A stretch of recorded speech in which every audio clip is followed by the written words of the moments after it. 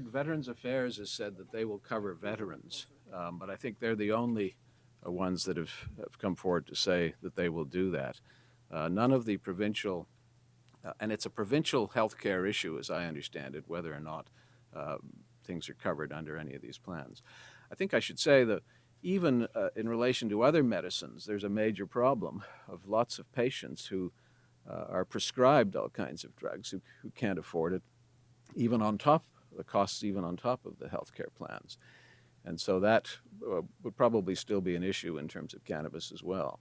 The medicines, those medicines, of course, are medicines that people can't manufacture or produce for themselves, whereas cannabis is and can be grown by patients, for patients, effectively, as 13 years have demonstrated. Excuse me, I just wanted to add something. Again, I've been battling chronic progressive multiple sclerosis and tic douloureux for over 20 years, and I have found cannabis, to be one of the best medicines I have ever taken into my body.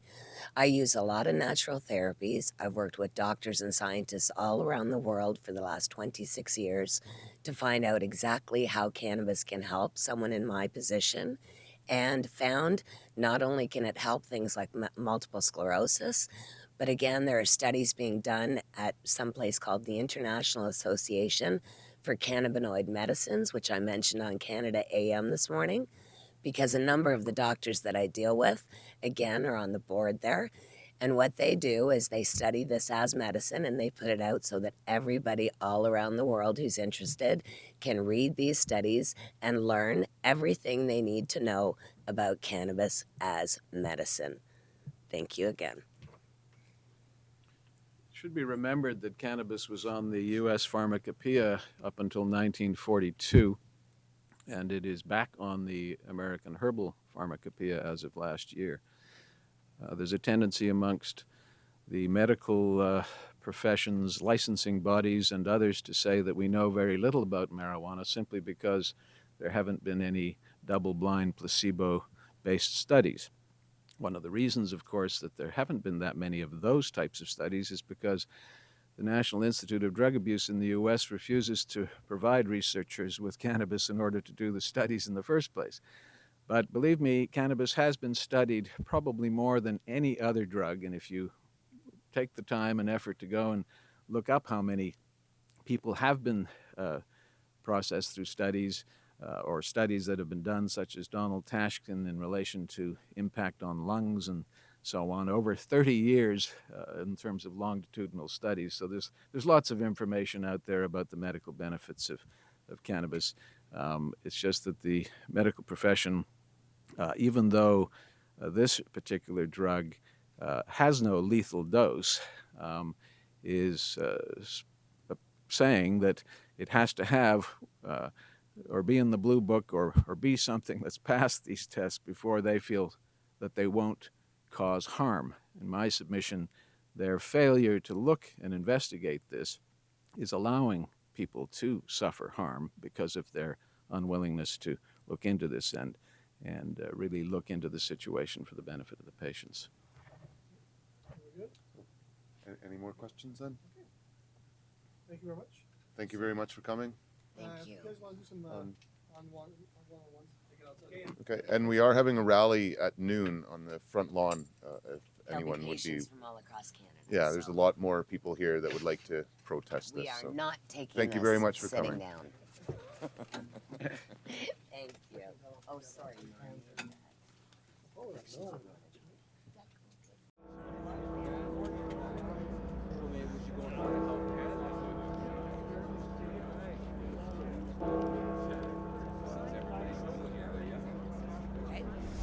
Hi, everybody out there in video land and on the internet. My name again is Allison Myrddin, and I am here representing the Ontario part of the steering committee of the Coalition Against Repeal. John Conroy has done an absolutely incredible job, for those of you who have not paid much attention, in winning our injunction on Friday, March 21st, to allow those of us like myself who continue to grow our own medicine to keep doing so. I'm very excited. So today we're here on Parliament Hill talking about not only that, but again, how as patients we suffer. I have a bad pain in my face and head 24 hours a day, 7 days a week, and have for the last probably close to over 20 years. Literally called I can't even say it, sorry. Tic-Dollaroo, the worst pain known to medicine. And I don't wish this on anybody, but I'll tell you, cannabis has literally saved my life. So again, most days I'm up out of the wheelchair walking. It's just because I've been so busy that I have to use my wheelchair these days. But cannabis is keeping me up and keeping me on my feet. So I really appreciate that. And for those of you, again, who don't know, sorry to keep talking, but I did take 32 pills a day and 2,000 milligrams of morphine for 18 years. So cannabis is so much better. And again, we're fighting for that right here on Canadian land. We're fighting it on Parliament Hill here in Canada. The date today is April 1st, 2014. And we've just spoken in Parliament, John Conroy, our good friend Ted Smith, our other good friend Debbie Staltz-Giffen from the Maritimes, and myself, Allison Myrddin. The four of us gave them a piece of our minds when we got up there and spoke to Parliament today.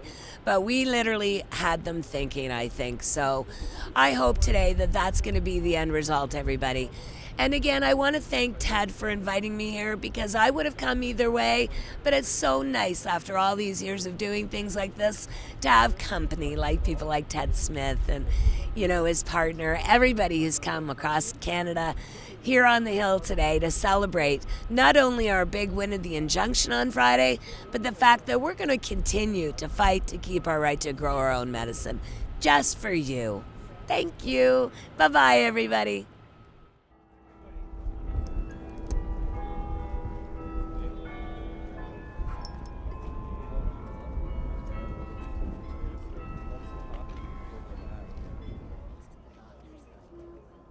My name is Ted Smith, and I and many others have gathered here today, Tuesday, April the 1st, on Parliament Hill in Ottawa to protest Health Canada's new marijuana for medical purposes regulations, which do not allow patients to grow their own medicine as was allowed under the former medical marijuana access regulations. And so, as of today, if the government had their way, patients would have cut down their plants and they would be forced to buy their medicine off of licensed producers from henceforth. Fortunately, as you will hear, an injunction has been filed and successfully upheld the rights of patients to grow their cannabis